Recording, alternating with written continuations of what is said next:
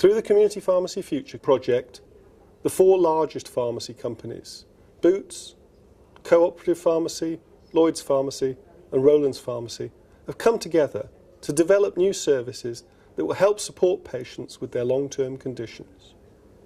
We've developed 3 new services. The 4 or More Medicines service, which is aimed at supporting patients who are using multiple medicines and who are aged over 65 years old. The COPD support service, which is aimed at supporting patients who've been diagnosed with COPD. And the COPD case finding service, where we're aiming to identify some of the 2.2 million patients who are undiagnosed with COPD, who may have the condition and who would benefit from early interventions. The 4 or More Medicine service was developed to help patients over the age of 65 and who are on 4 or more medicines.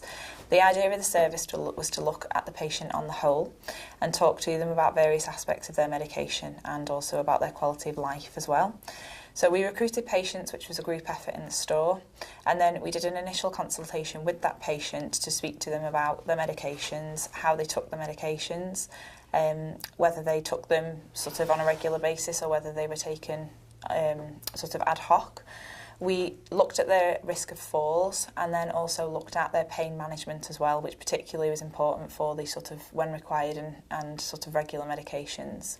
And the patients had lots of time to ask questions around the subject, reasons why they were taking a certain medication and the timing of certain medications. But I found it easier because we were sitting in that little room and it was easier to chat to you, like Julie says, more like a friend on a one-to-one basis. We also looked at adherence, so we spoke to the patients about if they forgot to take their medications, how they coped with that, whether there were things that we could help them with if there were occasions where they did forget to take the medications, and we also looked at their quality of life as well. We'd discuss diet and lifestyle. I take on board of what he'd said about salt and stuff like that and sugar, and I've altered my diet accordingly to cut back on all those. And also he brought to my attention about the amount of alcohol I was drinking, which I didn't realise until I started checking the bottle after having the conversation with him. We then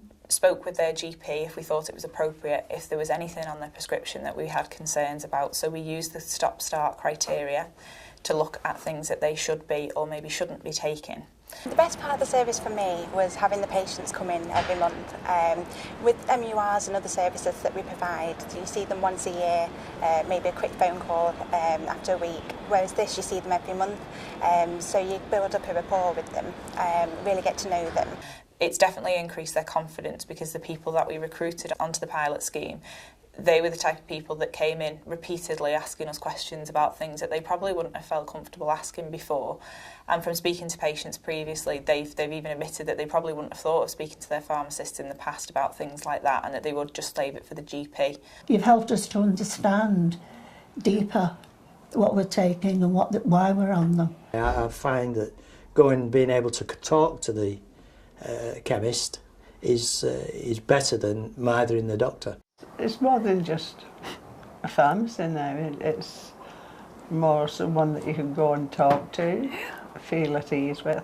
It would be beneficial to the patients because obviously it gives them that extra layer on top of what the GP is doing, so it doesn't take away from what the GP is doing, it actually supports the GP in delivering what they need to deliver. And I hope that it's taken up by the NHS because it's an extra security. The results from our services show that patients get real benefits from these services and real help from their pharmacist, helping them manage their conditions better, improving their outcomes and their quality of life. We're looking to develop these services so that they can be extended to a much wider audience, the many patients across Britain who use medicines to manage their long-term conditions. The Community Pharmacy Future project has demonstrated how the service itself can act as the catalyst for this joint working, where community pharmacy and general practice can work to deliver against a population's needs and demonstrate how that can be rolled across England.